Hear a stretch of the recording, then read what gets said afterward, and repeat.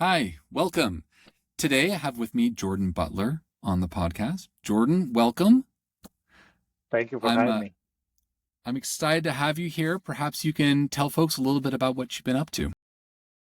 Perfect. Yeah. Well, as you said, my name is Jordan Butler. I founded a company that make technology for, make solar energy affordable, reliable, and we were playing a little bit with AI and some different tools. As a CEO of that company, I put a lot of effort to use AI in different contexts. And now that I have a marketing agency, I've been, looking into how improve the ROI of the companies using the tools that are available in the field.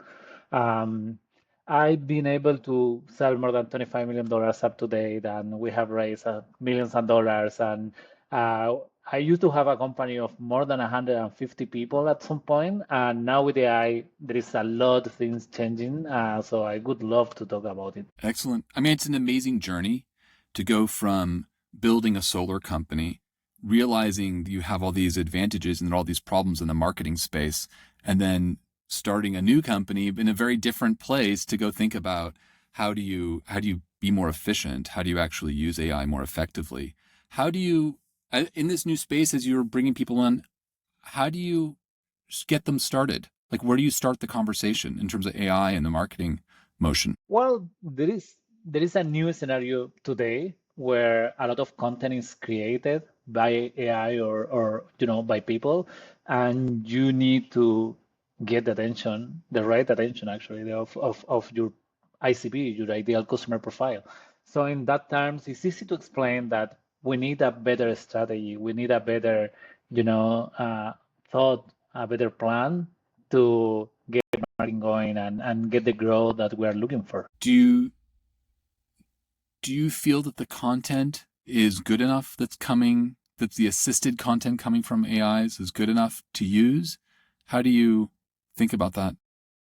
Amazing question. That is an amazing question because I actually think that we're repeating the same thing that has been happening for 1,000 years or probably more.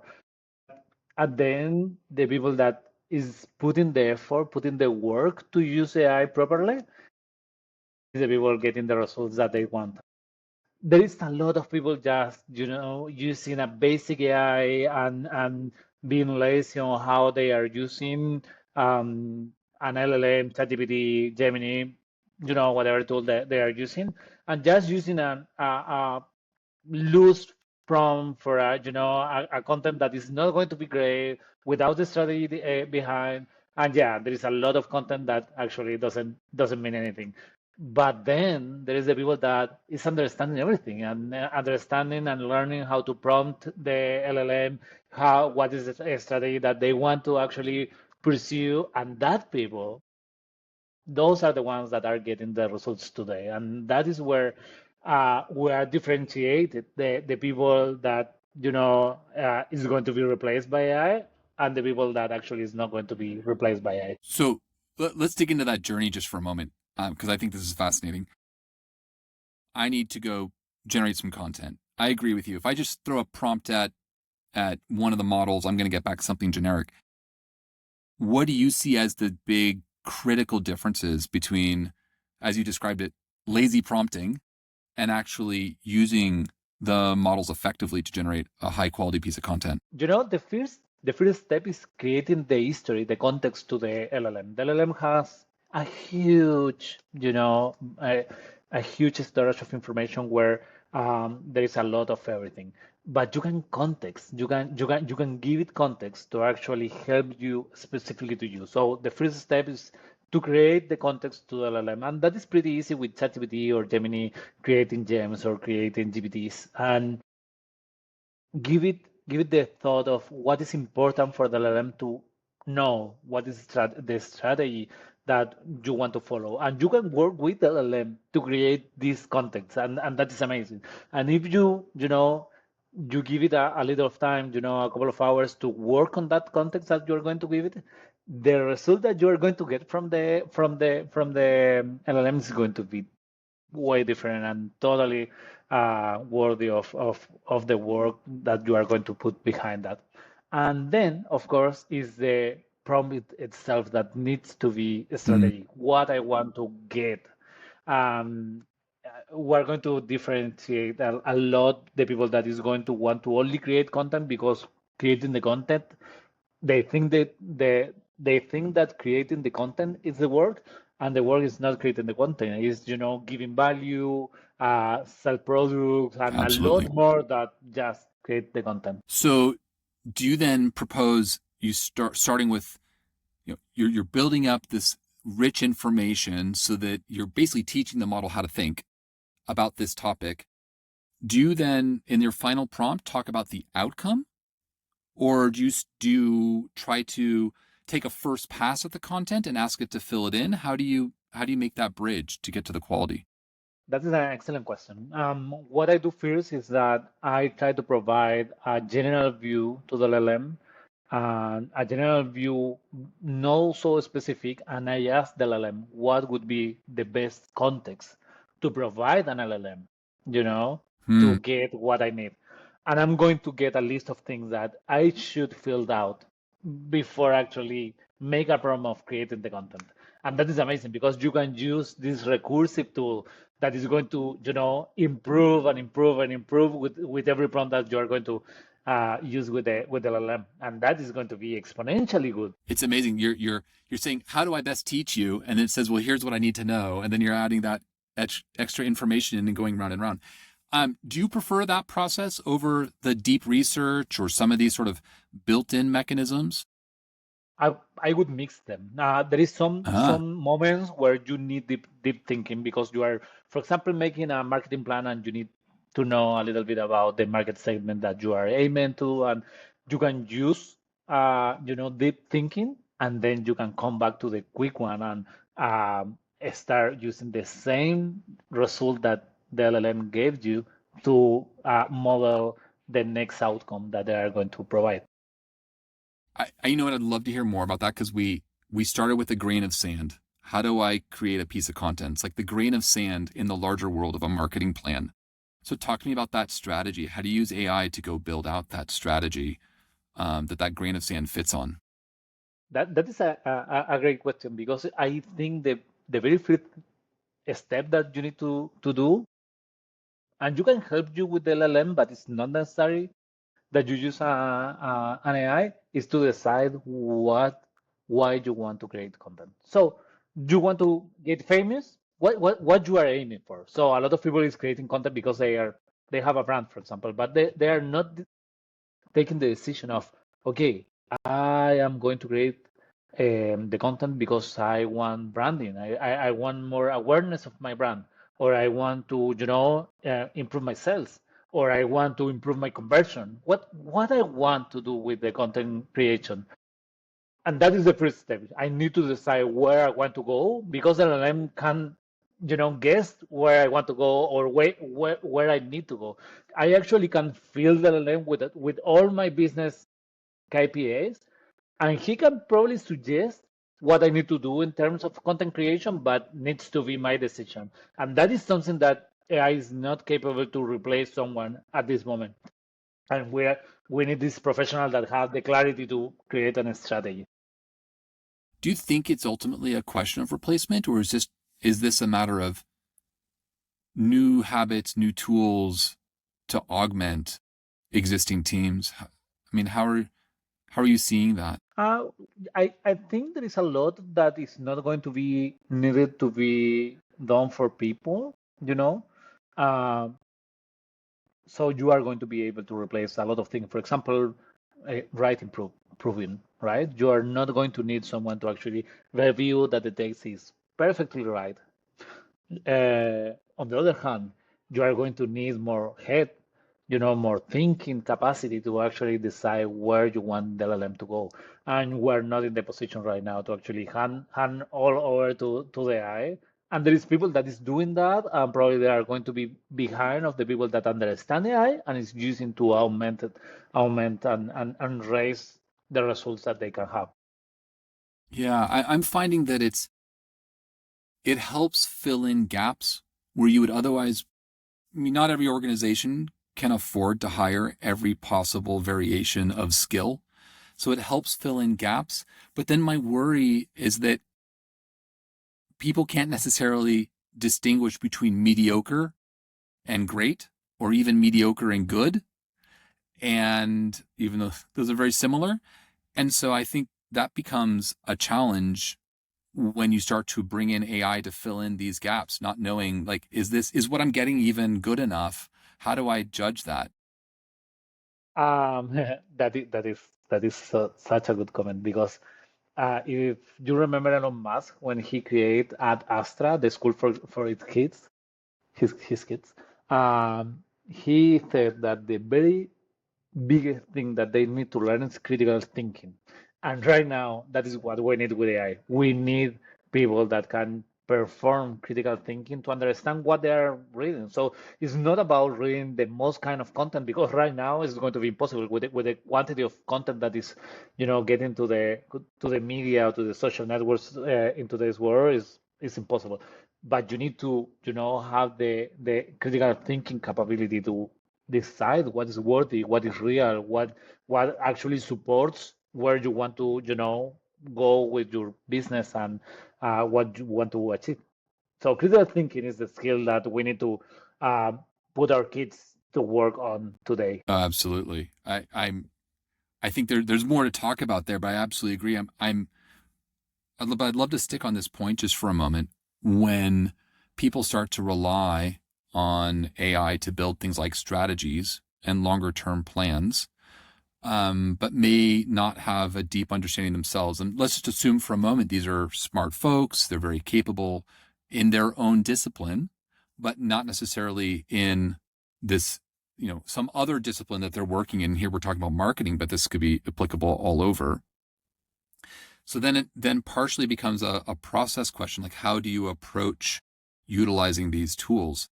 Um, and as we see the same approaches being used in a variety of places, I get worried about a feedback loop. So for example, if you're using an AI to generate content to do outbound and it's showing up in people's mailboxes, and then those people are using tools to filter out and summarize all these emails down into a single line, you basically have agents talking to agents, which means we have to then find a new way to approach. So how are you navigating as you're thinking about this with your clients and whatnot? How are you navigating the shifts that are happening as a side effect of the tools that you're promoting and using? I think everything depends on the channels that you are using. For example, right now we know that probably LinkedIn is a little overflow with outreach. There is other channels or even through LinkedIn, there is other ways to communication that are going to be real, that are going to be above what an agent can actually do right now.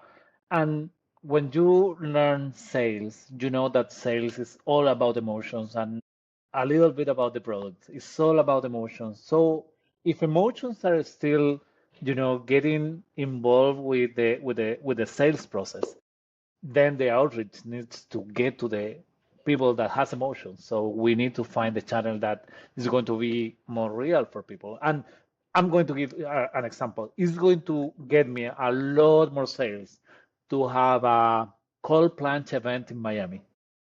It's going to be impressive the amount of customers that I'm going to get in that kind of events than an outreach campaign that is going to be agent to agent.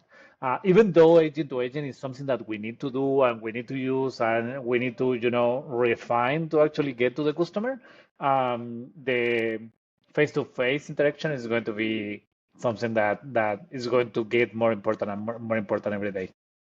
Yeah, it doesn't go away. We're still talking, for the moment at least, we're still selling to humans. We're still talking to humans. We're still trying to make this work with humans on the other side.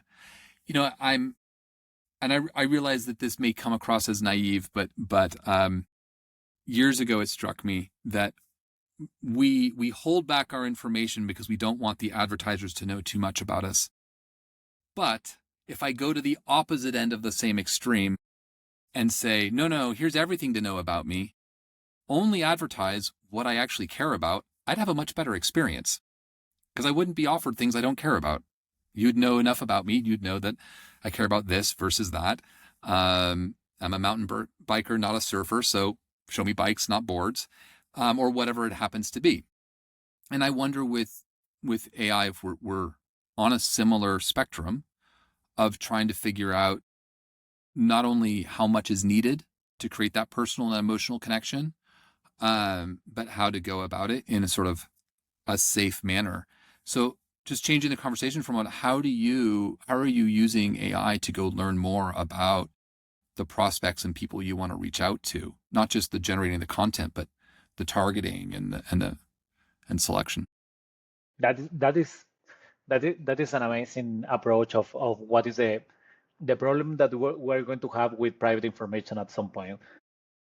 AI right now doesn't have access to the private information, but it's going to be if AI is not going to actually manipulate, it's going to bad use, kind of misuse that kind of information, is going to make your life so much better because it's going to show you what you want to actually see and that kind of stuff. And the way that I'm working with that, with some brands that I'm working with, is that we're giving the answers of the customers as a context to the AI. So the AI Hmm. is being feeding with the answers of our ICPs and is refining the ICP and refining the communication method and refining. We want our customers to enjoy the communication with the brands that I'm working with. We don't want people, we don't want to bother people. We want people that actually are looking for chocolates, and this is the chocolate that is going to be make you happy right now. And the kind of education that you want for your kids, I want to talk to you about that if that matters to you. And for that, I need to, give context to the LLM, to the LLM to actually care about it. But depends on me and depends today in today's world, depends of the users that are performing marketing and that kind of task. Do you think we're going to see a world where as customers, we're sort of intentionally divulging more information to get better targeting or better improved conversations and not get inundated? Yeah, I don't know. Totally. I don't see a world where actually the information is going to be held by people. People is going to want to actually have AI, most of the information about you because it's going to improve your life. At some point, we're going to have agents that are going to call you before you have a health issue, and it's going to be able to offer you, health services, just before something bad occurs. And you are going to prefer that. For my kids, for example, I'm going to want the AI to actually prevent anything to happen to my kids. And we're in the way to do that. So in marketing right now, we need to be careful because we can, of course, give private information to AI and make things that are forbidden right now, but we can give a context in a massive database that is going to help the LLM to refine the message and refine the channel and refine how to approach different kind of customers. And that is happening today. I've seen how it's working for several customers. I mean, I can imagine, and I'm also starting to see a trend where people are experimenting with, true assistants, not the assistants that they have to go push on, but rather true assistants that learn more and more about them and their interests and their needs, and this idea of a twin that then could act as a bit of a buffer or a filter because it can distinguish and it can provide just enough information to help create clarity about where the interests are. Because I would, I mean, as a founder myself, I really don't want to waste time reaching out to people for whom my product is irrelevant, right? It doesn't mean that everyone will buy, but certainly I'd rather have deep conversations and put invested time into folks who are having the problems that I solve, right? And so I can see how there is a positive feedback loop there that's possible. Totally. The When we think about how to help create that, how to help move that forward, what do you think what are the big next steps we need to go take? Well, first of nothing, we're going to need to establish what is going to be the baseline where AI can actually manage the information of people, because this needs to be a progression that is going to be a step by step. It's not going to be all in one, and we're going to give all the information at once, because at this moment we actually don't know how the AI is going to react of all the information, all the personal information of everyone. Um, at the same time, I think the LLMs are going to be more personal every day. So we're going to have agents that are going to be connecting with different LLMs, but you are going to have your personal agent too. And I'm looking into that, because in my marketing agency we have LLMs that are, they have been provided with the context of our customers and the context of what we want to do and what we believe in terms of marketing, and it's like our personal agent, and that is going to be specifically for everyone. And every day is going to be more an agent and less an LLM, right? It's going to be able to actually perform tasks that are not just communication tools. So yeah, I think the next step is going to be that everyone is going to have their own agent, and that is probably something that is going to happen in less than 12 months. And that specific LLM is going to have your specific information. No other agent is going to have your specific information. And probably at the beginning, you are going to put that LLM in your computer. That is possible right now, because you can download that entire LLM to your computer, and you can context it, and nobody's going to have access to your information. So I think that is going to be the first step to actually uh, trust in this LLM that is going to do the best for you. Yeah, it's amazing, isn't it? The possibilities are right there in front of us. Like you could, to your point, you could do that today. You could have you could start with that agent right now, and you can actually start to have it look at your email and look at information that's flowing in and start to see responses. But on the flip side, we also have the MIT report that came out not too long ago that said 95% of internal POC projects are not generating outcomes. And there are all sorts of reasons why that might be the case. But before I offer mine, I'm curious, what do you think? Like, what do you think is kind of holding people back from getting further on this journey? Well, I think, the journey is just beginning, and what is happening right now is that everyone is trying. Everyone knows that Mm, it's a tool that they need to use. They are pivoting what they are doing with the AI in their companies, and probably they are going to get. I read a friend post yesterday that said that the focus needs to be in the backbone of the company. That means, the back office. So we need to move the AI, instead of sales and marketing, going to the back office support and get, all the people out of from the back office support. And yeah, that probably is the case, but also is because we're, trying and trying, and that is the right approach. The right approach is that we're going to try and fail, try and succeed, and that is going to happen. And at some point, this is going to be not like an MIT study that says that 90% of the companies haven't seen any ROI from their investment.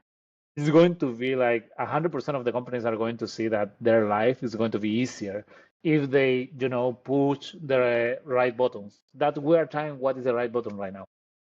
yeah, I think that resonates really strongly with me as I'm talking to prospects and customers.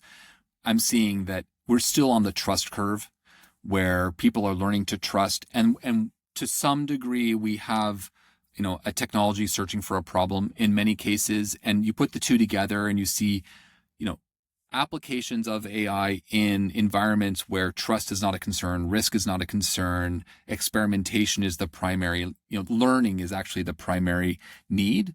And then to your point, I think we start to see various solutions. I don't know what they will be yet, applied to deeper business back office problems. I'm bullish though on the marketing side. I mean, this is one of the reasons I was excited to have these conversations. I do think there's just a lot of opportunity there in having more tuned conversations and not blasting quite as much, not the sort of, throwing things at the wall and seeing what sticks, but actually starting to be more, more, I was going to use the word intelligent. I guess we'll go with that, about who you're talking to and why, and what message to provide. Uh, do you think, coming back to the earlier conversation about people and using AI as a to fill gaps and whatnot, do you think the modern marketing organization structurally looks different, or do you think that the structure of marketing stays more or less the same and this just becomes part of the fabric?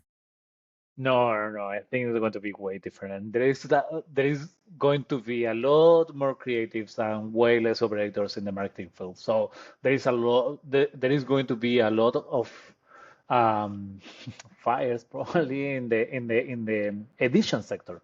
So you are not going to need a lot of people, editing videos, because right now it's pretty easy to actually get a video.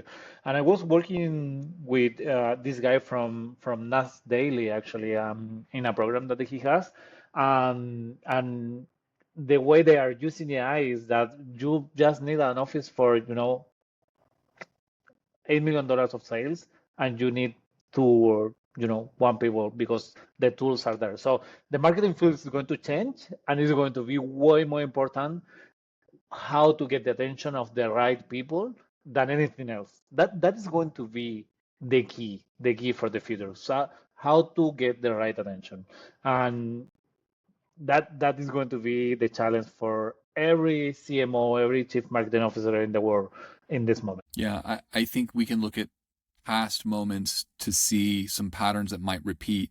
So, for example, now we have people focused on social. We have in the developer tools space, we have people focused on developer relations, DevRel. And so in some respects, I don't think my impression, I don't think the number changes, but I think you get more specialization and the opportunity to specialize on communities and on specific relationships and specific types of conversations.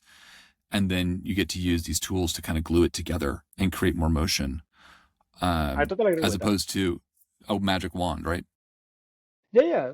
I totally agree with that, because what is going to happen is probably you are not going to need this a lot of people, recording videos, but you are going to need a lot of people putting that word into the social networks, and you are going to need to manage the community better. And there is a lot of things that you are going to need to do, and you are or people in general is going to need to get that skills, and that is the challenge right now. You need to be training yourself in AI, and if you don't know make.com or NHN, or basic automatization tools that are available today for free, probably you are behind of all the other companies using marketing tools like that, those one at this moment. Yeah, I agree. This is the moment you have to be experimenting right now. You have to be out there trying out all the different mechanisms. And you Jordan, need it's to been a fail a lot.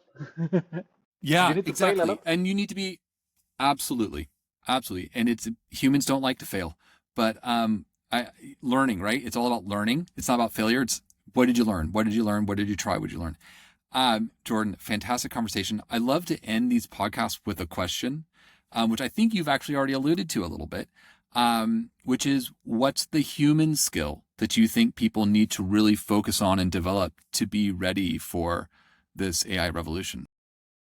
Yeah. I I make a spoiler before. Critical thinking is the thing that is going to, make the difference right now. And if you use your critical thinking, for example, in a sales process using AI, and you can give, some feedback to the AI, not just copying what the AI say, giving another angle, challenging the AI, you are going to get an strategy that is going to be way better than, you without the AI or the AI without the person. I love that. And by the way, I love that idea of challenging the AI. Like people should remember you can challenge it, it'll give you a different response. And you can treat it like it's like you actually can get information from. There's a co-respect there. I love that. Well, Jordan, thank you very much. Fantastic It has been conversation. it has been my pleasure. Thank you very much. Thank you.